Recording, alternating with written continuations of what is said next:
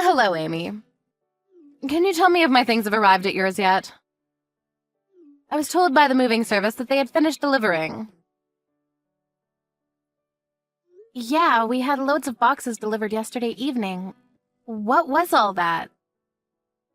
David said he called you, but you wouldn't tell him what you've sent us. If they've arrived safely, then that's all that matters. You haven't opened any of them, have you? I don't want you going through what's inside. You're not allowed to touch anything. David told me you said you didn't want us opening them over the phone, so I haven't touched any of them. But what are they? There's so many boxes, and we had an extra delivery this morning. I hope that's the last of them, because we really can't take any more.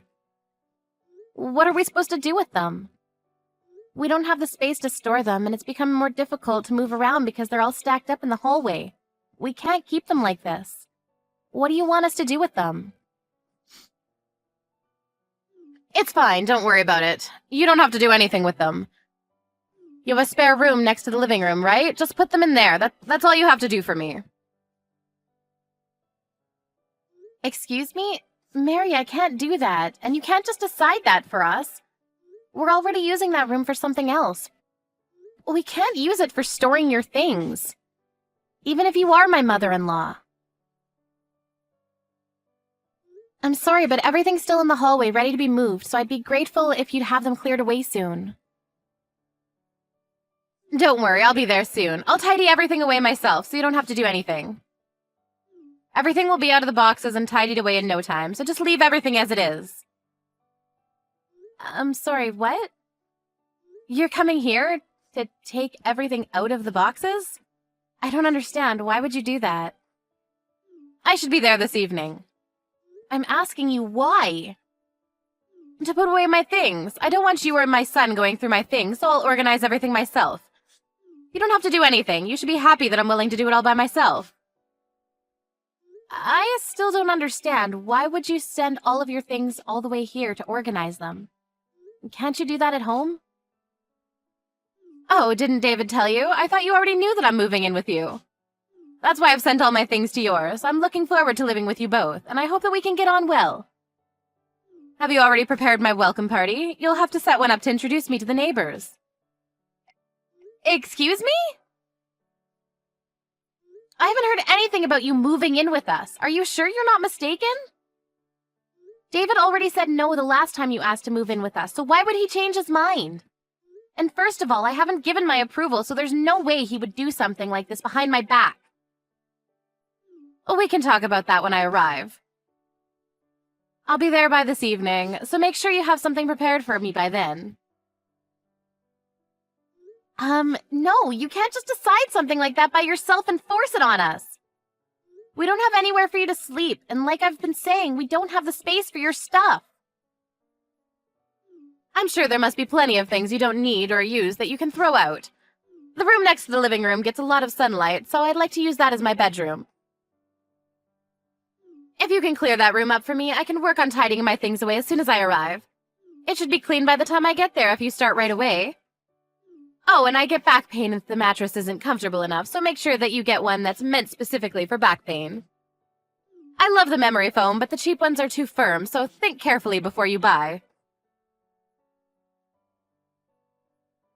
I still haven't said that you can live with us! David hasn't told me anything, so I'm pretty sure that he hasn't given his permission either. And what is David's dad going to do? Is he going to live by himself? Are you splitting with him? I don't want to live with James anymore. I want to live with my son. You won't deny me that, will you, Amy? Will you welcome me into your home? I've got nowhere else to go. You can't just kick me out into the street when I'm begging this much. What time do you think you'll be here? I'm gathering up the last of my things, so I should be able to leave the house soon. I'll be there by this evening. According to the train timetable, my train should reach the station around 4 p.m., so would you pick me up? I've got a lot of things to carry, and I don't know the way from the station. Can you come and get me at 4? Thank you, I'm going to go get ready. Mary, you can't come and live with us.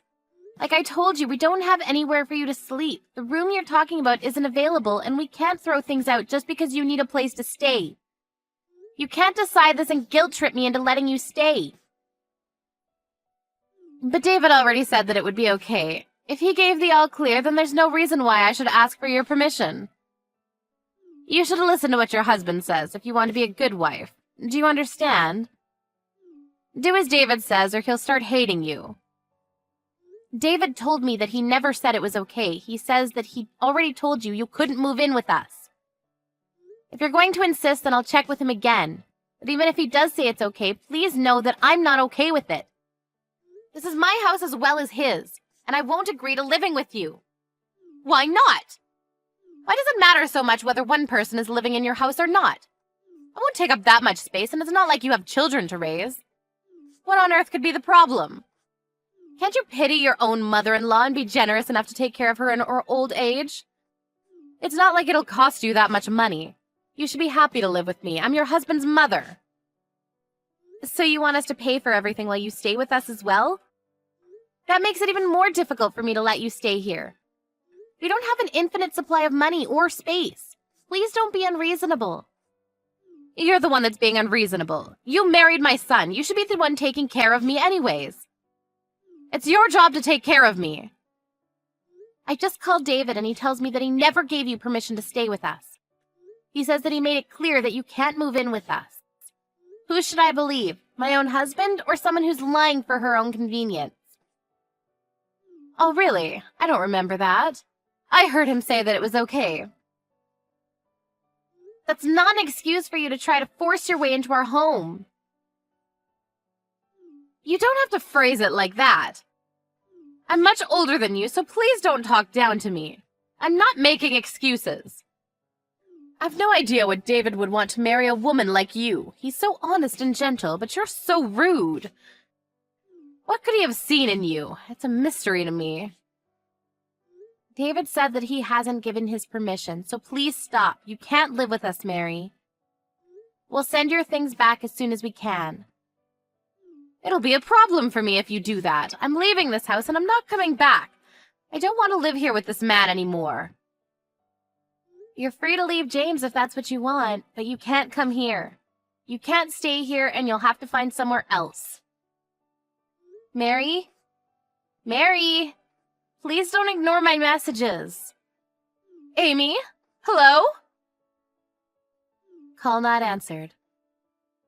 Call not answered. Amy, where are you going? I've been waiting for 15 minutes. I told you I would arrive at 4 p.m., so why aren't you here to pick me up? What are you doing? Answer my calls! I've got too many things to carry. I can't leave the station. Would you hurry up and collect me? Mary, I told you that you can't come live here, but you were the one that ignored my messages. Call not answered. What are you talking about? I thought the conversation was over. We were supposed to meet anyway. I thought we could talk about it then, if you really wanted to discuss it more. But you never came to pick me up. Will you hurry up? I'm not coming to collect you. Say whatever you like, but you'll have to collect me because I can't go to your house by myself. I have too much luggage. I can't get on the bus either because I don't know the way. You really haven't been listening to anything I've said, have you? I've already been waiting out here half an hour, and it's starting to get embarrassing. You're the one that's not listening to me properly. I can't collect you because we're at your house. We've already asked James about what happened. What are you talking about? We heard that you stole from his savings and spent his money without his permission, and that he got angry and asked for a divorce when he realized what you had done. I don't remember that happening. Are you sure that's what happened? My memory's been very hazy recently, so you can't blame me for something I don't remember. Apparently you wouldn't leave when he asked you to, so he suggested that your eldest son and his family come live with him. Didn't he?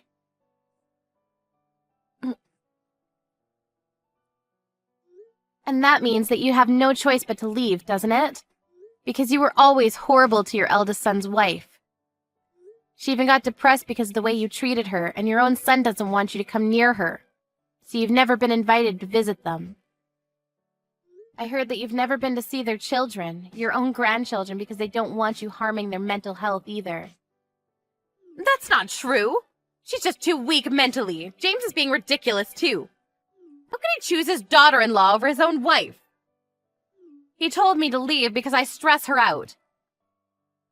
But why should I leave? I was here first. She's only here because she's married to our son.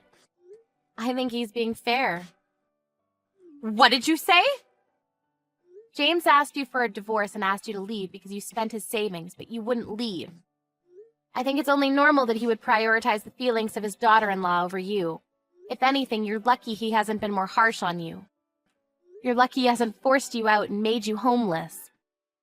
He could have done that whenever he wanted, but he knew that you had nowhere to go, so he's given you time to find a new place. You should be more thankful to him. Who do you think you are? I'm not going to let you talk to me like that. You have no right to lecture me. Anyway, every single box has been returned to your house. What? Why would you do that? James said he didn't want your stuff taking up space in the hallway while you searched for a new place, so all of the boxes have been stacked up inside the storage shed in the garden. By David. David did that, but I thought he was at work. He was, but when we decided that the best course of action was to send everything back, he left work early for me, because I can't carry heavy loads. I'm pregnant. What?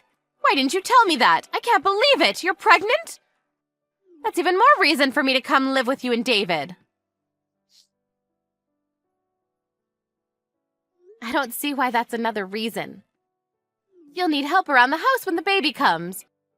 You'll be much more at ease if I'm around. You can go straight back to work and leave the baby with me. We're fine. When we're closer to the due date, my mom will be coming to stay with us for a while. She raised 4 children, so she'll be a great help. And I respect her as a mother. And I've already raised 2 fine boys. I raised the man you're married to, so that says something. You'll need someone like me around. I heard from David's dad that you haven't been helping with any of the housework these past few years, and you spend most of your time fawning over a young actor that you recently became a fan of. I don't think I can trust someone who's spent her spouse's savings on buying fan merchandise, and doesn't even feel guilty about it. I don't trust you enough to leave you alone in my home with my child. Why do you know about that? I haven't told David any of that. I heard from James when I asked him how things were going. And when David was moving the boxes, he had to open the heavier ones to lighten the load. We saw that it was filled with magazines, CDs, and DVDs. You must have spent a lot of James's money considering the amount of boxes that were filled to the brim. You opened them? I specifically told you not to touch my things. If you've broken anything, I'll have you reimbursing me. I can't believe you would touch my things without my permission. Just how insensitive are you? By the way, your things would have never fit in the room you asked for, and that room has been set up for the baby, so you wouldn't be able to stay anyways. That's why I told you we didn't have any space, but you wouldn't listen no matter what I said.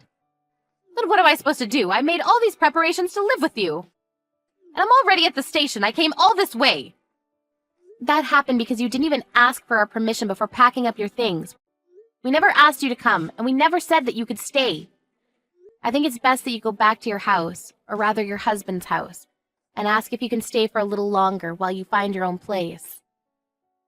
Your eldest son's old apartment is paid for until the end of the month, and he suggested that you could stay there.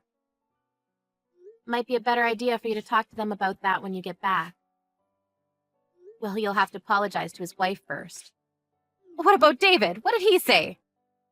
Isn't he on my side? He'll let me stay with you two if you ask him.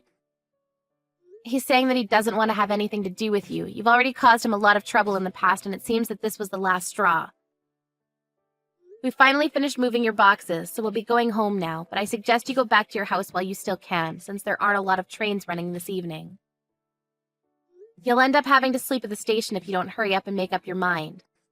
Even if you get back, I think the first step you'll have to take is to apologize to your eldest son and his wife so that they can feel comfortable with you letting you in. Considering all the pain and trouble you've caused, it looks like the real baggage is yourself.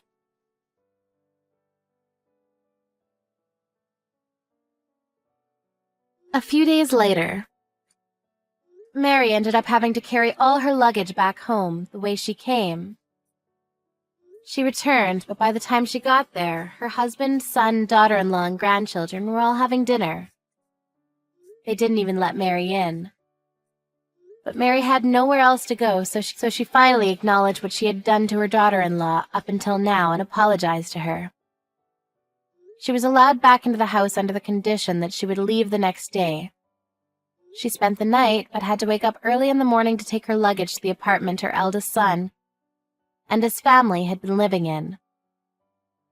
But she would only be able to stay there until the end of the month, so she had to find a decent place to stay herself. In the 40 years she had been married to James, Mary had never worked, so it was unclear whether she would be able to find a decent place by herself.